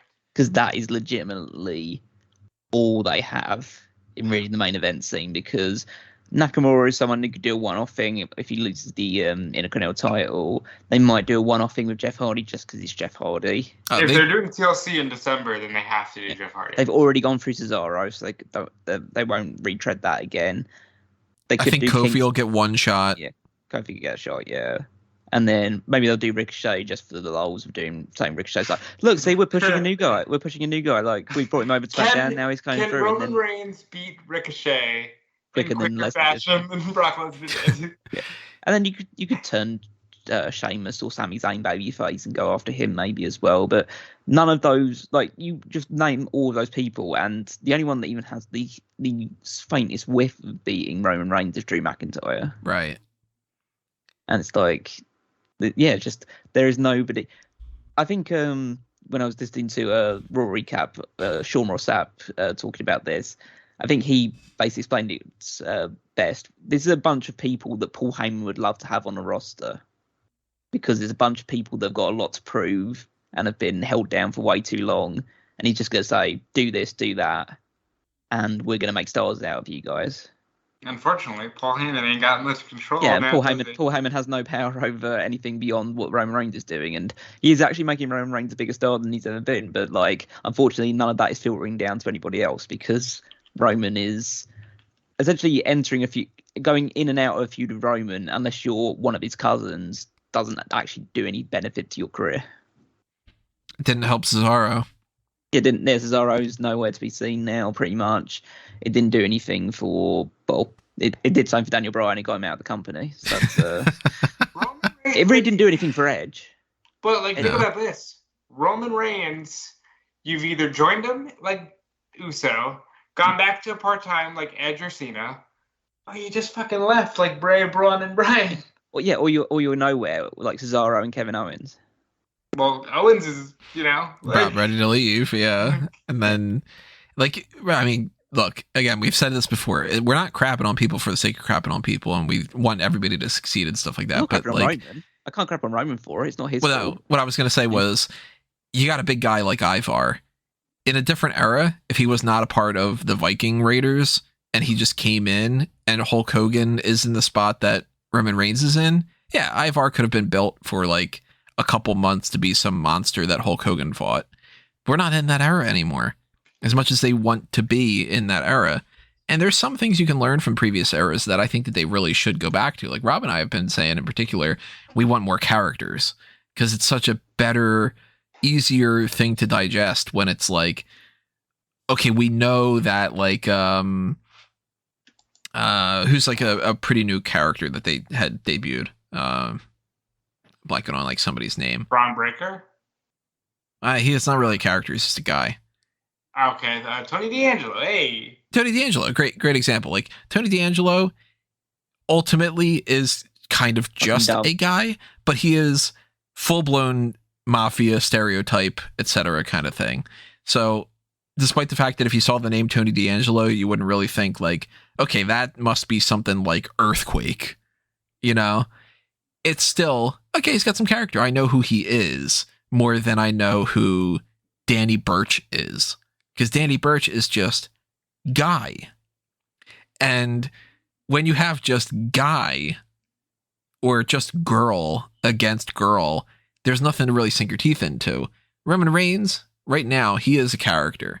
And if you're going to do characters like an Ivar, you're not going to get Ivar at WrestleMania against Roman Reigns. You're not going to get Angel Garza against Roman Reigns. You're not going to get Happy Corbin against Roman Reigns.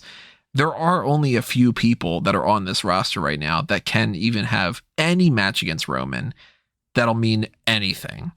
Sheamus, if he turns, yeah, you can get one pay-per-view out of that. I don't think anybody's really going to care.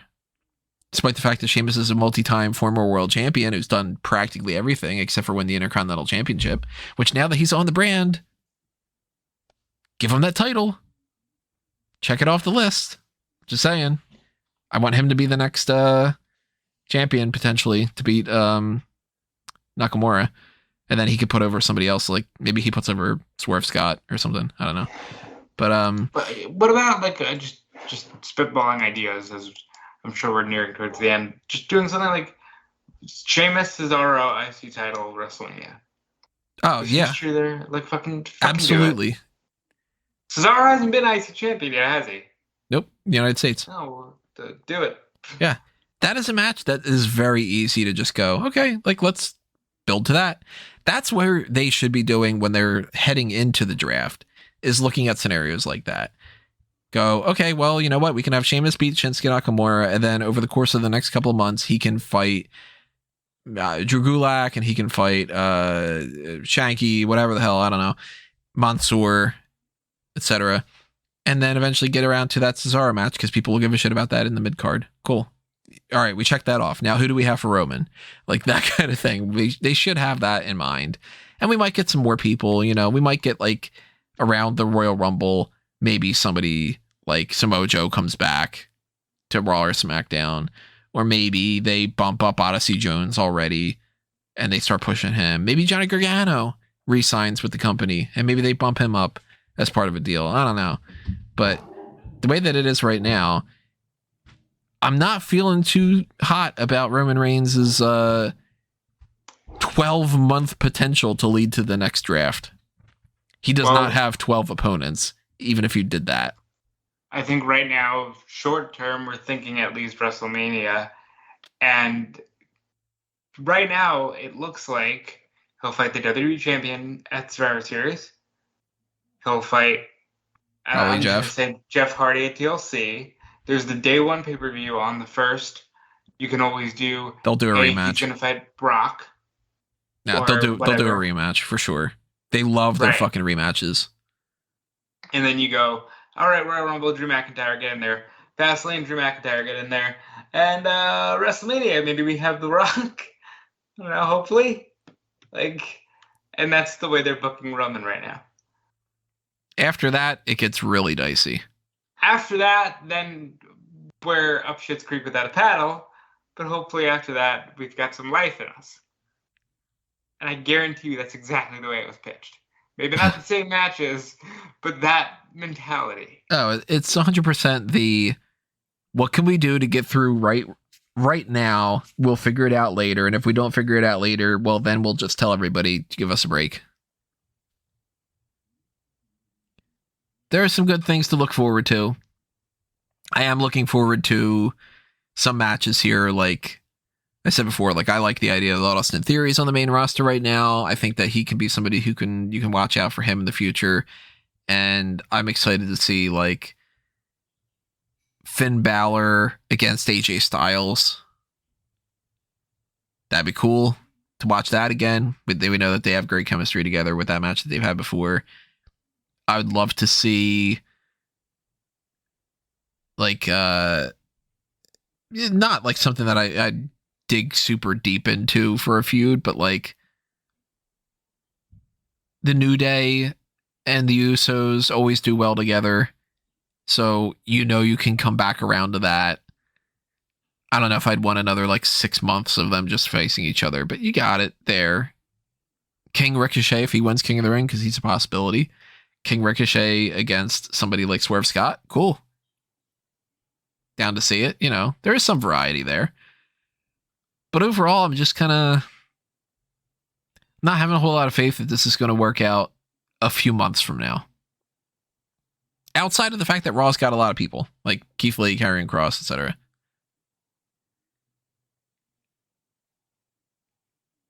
Yeah, I can't say that there's really anything that the draft has brought forward or provided in terms of like interesting picks or anything like that that's got me particularly excited about watching any particular matches going forward.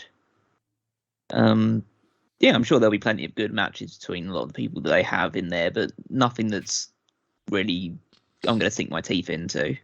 But I'll watch it if it's there, and if it's good, then I'll just say, oh, yeah, that's pretty good. But yeah, there's nothing that these drafts have done. You go like, oh, I desperately need to see this match, or I'm really looking forward to this match. I'll just, yeah, if it's on, I'll watch it, and if it's good, then I'll enjoy it. But that's basically my attitude towards coding right now. It's like, if it's a good match, then I'll watch it and check it out and see what it is. But other than that, I'll just let it pass me by. I wanted to mention this and I totally forgot about it, so if I don't say it now, I'm going to forget again. I think it was the last pick is when this happened, when they're like, and the final pick is, and somebody in the crowd's like, LA Knight! And then it's like, Sami Zayn. I thought that was funny. That was the only time I heard anything from the crowd. I didn't know he was in the crowd. That'd be great if that's him. Then you just hear, let me talk to you. LA Knight. But so he's just like, LA Knight. Sami Zayn.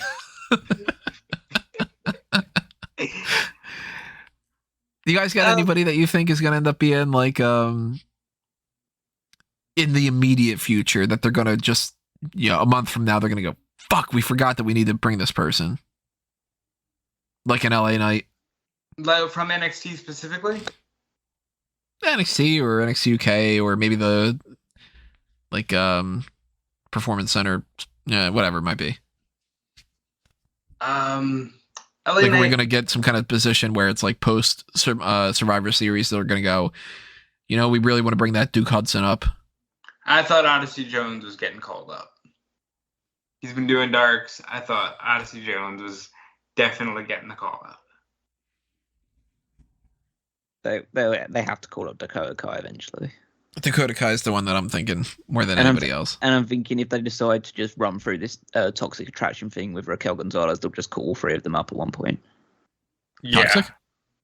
Yeah, just to be like, because you got Mandy Rose has already been established on the main roster, and you've got a tag team with that as well. So, maybe you can flip the roles somehow. You give Sonya 6 months, and she's a babyface or something. And then you call him in. I was going to bring that up as well. And again, this might be like just off piece. And I know we're trying to wrap things up as well, but there's no indication that Sonya's going to ever return to the ring. Right. She's like not on TV. There isn't, but she's outside of the Naomi thing. Wanting to get back into the ring. I mean, yeah, but the way that they're building the Naomi thing, you need to have Naomi versus Sonya, unless they just go, well, we didn't plan on that. Why are you looking into it like that? But that's where they're heading. It's not like they've never had people feud with authority figures before. Yeah. And it doesn't necessarily lead to a match with that authority figure. The authority figure can just say, hey, this person is representing me instead. I'm just going to have Shayna Baszler beat the shit out of Naomi type thing. Yeah, that's true. So I think it's likely that she'll be back in the ring at some point, but we can't always just go with that possibility. There must be a reason why she's been kept away for close to a year at this point now. Yeah, it is kind of, I mean, it's not our business about her personal life type of thing, so we, of course, can't, not that we have the connection I do don't anyway, want to speculate either way. Yeah, but it is kind of curious why she hasn't started wrestling again, you know? But I feel like most of the people, if they do decide, okay, we need more people coming from NXT, majority has to be on the women's side, because the women's side is less pronounced on, especially on the SmackDown side. They haven't drafted Harry Smith yet. That was weird.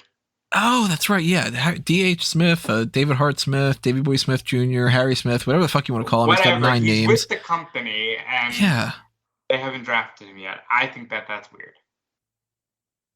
I think that he should go to SmackDown. Yeah, I would agree with that. Curious case of D.H. Smith. NXT tonight, happening in a few hours. We're finishing this up around 5 o'clock. So we got, a couple hours before that starts. They unintentionally, I guess, had put out this idea that potentially there could be some draft things or whatever. I don't think that that's going to be the case. I think that what we were talking about ahead of time, it seems like Jimmy Smith was just sort of Jimmy Smith, right? I'm not. Yeah. Okay. I was like, wait a minute. Jimmy Smith's guy from that's Jimmy Smits from Star Wars and whatnot. He kind of indicated that there might be something like that, because he had said, for the quote that you had read originally, but it was something like, we're having a great time here with the draft and it's going to continue on NXT 2.0 tomorrow night, which kind of implies, and the draft is going to continue, but it could have just been, we're going to have a lot of fun tomorrow on NXT. Yeah, that's the way I take it. I don't think the draft is continuing. They were very clear that it was like the final draft, unless it's like, hey, guess what? People are going to show up on NXT from the main roster. I would be very shocked if it happens, but I think it'd be kind of cool if, like, who's somebody that could be expendable on the main roster that could go down to NXT at this point? Like, Lucha House Party. Lince Dorado. Like, yeah, because Grand Metalik at the very least has requested his release, and we don't know about Lince. So if Lince were to just be like, hey, I'm on NXT right now, I'd be like, yeah, that's pretty cool. Well, according to his Twitter, he's been drafted to Velocity.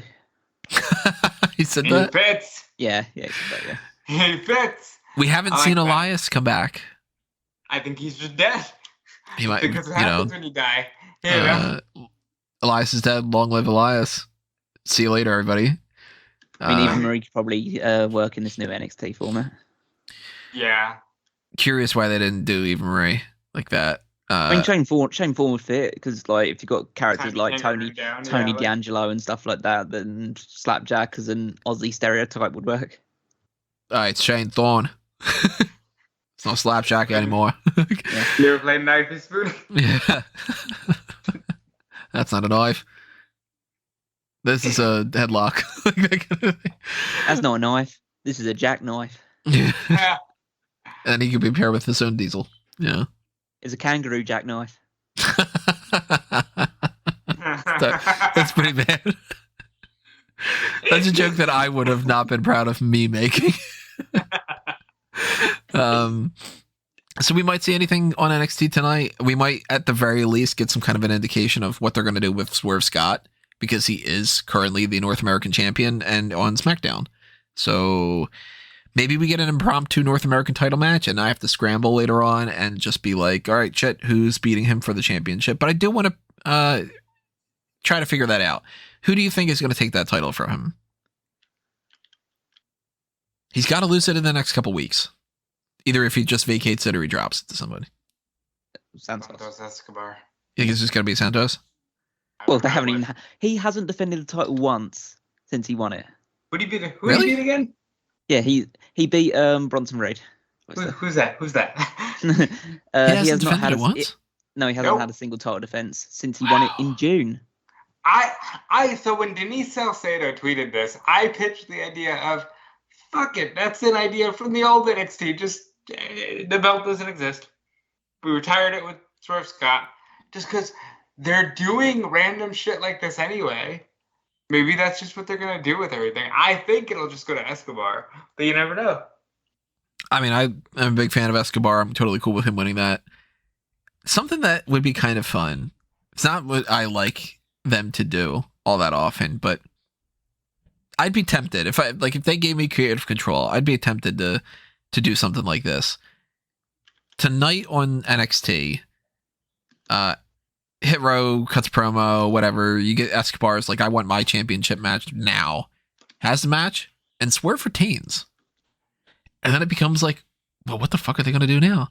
And then there's like a number one contenders match or something, and we get another person that ends up beating him for it, and it ends up being like, who could be like a heel that's in a good spot like that. And Roderick Strong's already cruiserweight champion. Maybe Pete Dunne. Maybe LA Knight. Like Joe Gacy. No, not that. Well, it is a safe space. Yeah, he's got to win the championship without throwing a punch, right? You've got Carmella Hayes has got a thing which gives him a That's title shot. right. That's Yeah. right. Yeah, I mean, I assume that they're going to do that for the tag titles, but you could do that for the North American. Yeah. I mean, I don't think that you need to use that thing to cash in for the tag team title opportunity. You probably just need to go up to someone and say, I would like a tag team title opportunity. It's just like, okay. But then again, I feel that's the case with pretty much every title in NXT right now. Yeah. So I would like something like that to happen, just to be a little bit of a swerve, so to speak. I don't think we're going to get anything special in NXT tonight, though. I think that the draft is over, and I think that in the next couple of weeks, they're going to realize some of their flaws, and then by around Royal Rumble time, we're going to get some other people called up. I think that Io Shirai is going to eventually be coming up before WrestleMania, and a couple other people too. Well, it's weird because the one thing that we've discussed during this whole podcast is they're kind of okay on the women's side. Not on SmackDown. Yeah, Well, not on SmackDown, yeah. Yeah, but they've got enough on Raw, and I think having just called up all those names to SmackDown, maybe they just feel content with that. Bailey will eventually come back, and things will balance out. I think that we don't see any more call-ups for the next year, and unless it's like after Mania, we need one for the Raw after Mania, because this will be the first Raw after Mania in 3 years with people. Yeah, so it'll be 3 years with people, so that'll probably be the one that they do the next call-ups for. So now that we ran down the draft, we don't know, of course, what's happening exactly, how this is all going to play out, but we got some ideas. Tag teams better off on SmackDown, like Viking Raiders versus Usos. That'll be fun. Women's division on SmackDown, a little bit of a bumpy road ahead. Raw's got some good people. SmackDown's got nowhere near enough people for Roman Reigns. I guess we're just going to see, but when it comes to Survivor Series and the brand versus brand stuff, I'm going to eventually be doing some kind of prediction on who I think that who's going to represent the brands type of thing will be. We're talking about how Raw and SmackDown play out in the next couple of months or so. And by the end of the year, when we can start getting into like our review and our awards and stuff, we'll have a better idea of like, all right, this is probably where we're heading towards WrestleMania, et cetera, et cetera. Keep the discussion coming in the comments below. Tell us which brand you think won. I lean more towards Monday Night Raw overall won this. What about you guys? Yeah, Raw won. I think pretty comprehensively. Raw won, but I still say the Fox executives look like the smart ones for their early picks of Charlotte Flair and Roman Reigns. They look like they had a couple smart picks, and then they just kind of fell asleep. They're like, we're going to get Charlotte. And then they're like, who else? And they're like, I'm just going to run to the bathroom real quick. Kind of deal. But any other thoughts you guys have you want to toss out there? Any topics or anything? No, I think that's you covered most of everything. Yeah. I do feel like this draft was perhaps the most dull of the recent drafts. Like in recent years, you at least get excited for one or two moves. This one just sort of felt like, oh, okay. Yeah, that's true. There wasn't any kind of big things except for the Charlotte one. And as soon as that happened, it was like, all right, well, then Becky's going over. Shut up. Charlie Dempsey goes to SmackDown. That'll wake everybody up. That's quite the Regal selection. Actually, if you wanted to wake everybody up, you might give them the Coffee Brothers. I hear that helps. All right, wrap it up. So, that's at least for that kind of draft things, but you're going to have some more draft stuff coming your way, but it's in a different capacity because what we are recording right now in advance are our own drafts for all-time WWE roster material. We have currently at this point recorded our mock draft where the three of us are going through and we are picking whoever we want from the history of WWE. We have 100 people apiece, and that was a hell of a lot of fun. It's up there for something that you can click on to watch later. It's going to premiere on November 3rd, and we've already recorded my card that I can make out of my roster and Callum's card that he can make out of his roster. Probably tomorrow we're going to record Rob's. So Spotlight will be a Rob then. And, we're going to release these over the course of the first couple of weeks of November. So if you do like draft talk, we got more than enough draft stuff coming your way. And then eventually we're going to have the ultimate roster draft where we are going to pick from everybody. So you're going to have discussions of like, all right, well, is this person good enough to fit in the top 150 that we want to bring into the roster kind of deal? And that's going to be a lot of fun too. So if, with the SmackDown stuff and the Raw stuff, whatever isn't good enough, you got more draft stuff. And we also have Crown Jewel coming up, and we've got the 10-year anniversary of SmackDown, which is crazy. 10 years. So, Getting old, man. Yeah, already am. The amount of gray hair that I have, it's ridiculous. That is going to be combined with like the mailbag. We haven't quite figured out a true game plan yet, mostly because I've been busy doing like wedding stuff. But it's coming around Halloween. Out of life, you jackass. Yeah. And, stay tuned for everything that's happening like that. Make sure you are subscribed to the channel. Ring that little notification bell. Check out the website. Follow us on Facebook and Twitter at SmarkOutMoment. Follow our individual accounts to see what else we're going on. I'm at Tony Mango. Of course, I have everything over on fanboysanonymous.com as well. New Bond movie coming out tomorrow night. Insane. We're finally going to see that. So a review or not tomorrow night, because today's Tuesday. So 2 nights from now. Totally thought that today was Wednesday. But the Review to a Kill series over on Fanboys Anonymous, where we break down the James Bond stuff, is over there. Check that out. Check out the Venom talk and whatever. But I'm at Tony Mango.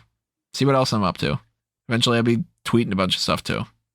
So check out what these guys have going on as well. Callum? Yeah. Rob? Go ahead, Go for it. Yeah. Barry? Which one? Go ahead, Barry. Go ahead. I'll just kick it off because your stuff is probably more important anyway. So I can just say that you can follow me on Twitter at Wigmeister14. Check out the stuff on Smark Out Moment, including the power rankings, my week-to-week contribution. If you're so interested in retro wrestling content, then there's both 2001 and Wrestling Odyssey and the Paul Heyman SmackDown podcast over in the Smark Out Moment archives. And yep, that's it from me. Yeah, and you can follow me on Twitter at DudeFelice. Follow me everywhere else on social media at DudeFelice. Check out what I'm doing over at Fightful.com. Check out what Sean Ross Sapp is doing over at Fightful Select. Lots of moves about the brand split and all that, I'm sure, coming to Fightful Select in the coming weeks. So just check all that out, and we thank you. All right, everybody, that's going to do us in for this edition. So we thank you, as always, for all of your support, including just listening to this episode and hanging out with us for a little bit. We will see you in the next one. But for now, this has been another Smark Out moment, and we're being counted out.